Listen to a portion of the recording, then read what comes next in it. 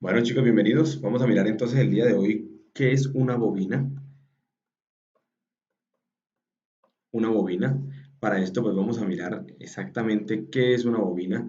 En la parte física no es más que un cable enrollado de esta manera sobre un núcleo. En este caso sería un núcleo de aire. En este caso tendría un núcleo de hierro. Puede tener diferentes formas, cuadrados, redondos. El material interno puede ser ferroso, etcétera, y este elemento hace que los electrones se comporten de cierta manera, que tengan campo magnético. Podemos convertir esto en un electroimán. Bueno, la bobina es muy utilizada, incluso para antenas, también es muy utilizada en la parte de circuitos eléctricos. Eh, También con esto se hacen transformadores, entonces con esto se puede bajar voltaje de 13.000 volts a 220 volts, de 220 a 9 volts, o viceversa, se puede convertir algo de 9 volts a 20.000 volts, también se puede hacer. Listo. Eh, Gracias a las bobinas tenemos esos beneficios. Vamos a mirar entonces cómo es la bobina en un circuito eléctrico.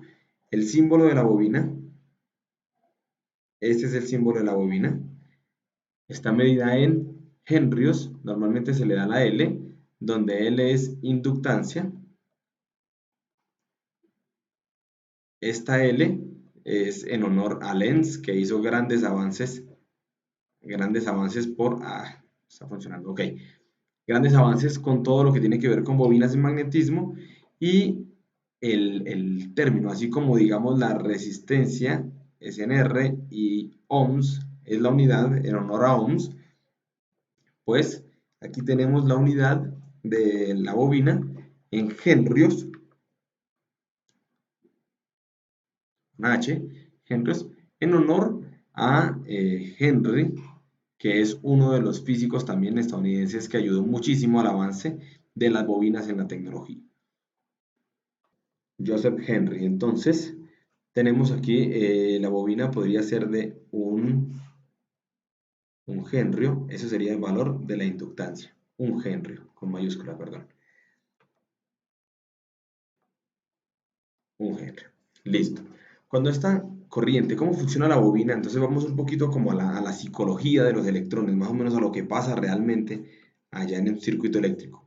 Cuando viene una bobina, unos electrones circulando, hay una resistencia. Recordemos que esta resistencia lo que hace es, si esto viene muy rápido, pues les baja la velocidad a los electrones para que vayan más despacio, más ordenados, con menos potencia, y llega a una bobina y los electrones entonces empiezan a dar vueltas en esta bobina, vueltas todo el tiempo, acá, hasta que, eh, bueno, pues duran ahí mucho tiempo, mucho tiempo. Cuando yo quito la energía, vamos a suponer que tengo acá una fuente de corriente, yo quito la energía, vamos a colocar un switch, por un instante de tiempo, estos electrones que están aquí todavía siguen actuando.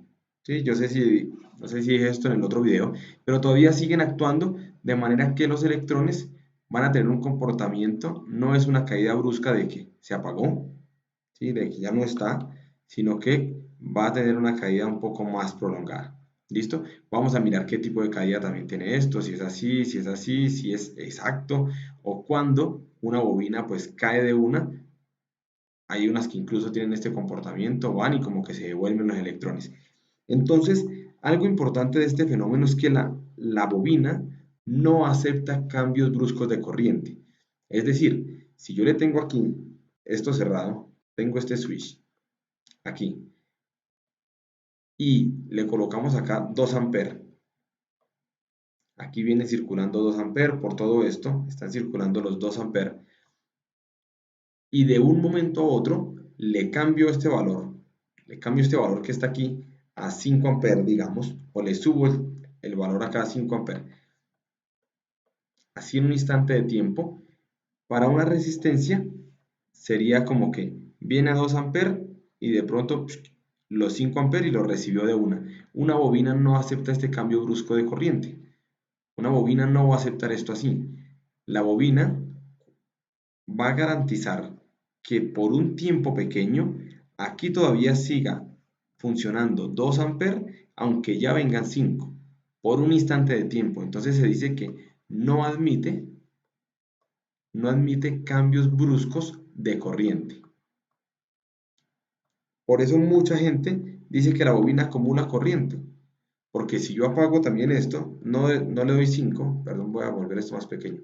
No le doy 5, sino que le pongo es 0, o sea, la apago, 0 amperes, también van a seguir circulando los 2 amperes por un instante de tiempo muy pequeño, muy pequeño. Recordemos que el condensador yo sí lo podía quitar y él quedaba cargado, esto no. Lo que pasa es que los electrones siguen todavía pasando aquí.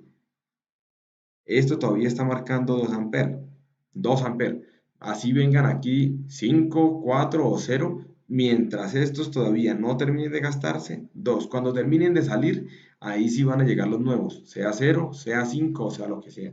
Una analogía muy fácil de entender es que imaginémonos que esto es una autopista, una carretera, acá hay muchos carros y de un momento a otro vienen carros rojos. Entonces los 2 amperes serían carros rojos, vienen acá y empiezan a entrar los carros, todos de color rojo, a llenar estas carreteras y dar vuelta y salir. Y de un momento a otro, en un instante de tiempo muy rápido, cambiaron esto, no de 2, sino a 5. Y vamos a suponer que 5 son carros que vienen de color verde. Este verde va a llegar aquí y mientras empieza a llenar esto, fijémonos que aunque ya hay 5, aquí todavía está de color rojo. ¿Por qué? Porque todavía están pasando esos electrones. Cuando todos estos electrones cambien hasta acá, ahí sí, ya podemos decir que esto cambió a 5 amperes. Listo, espero la analogía sea muy clara.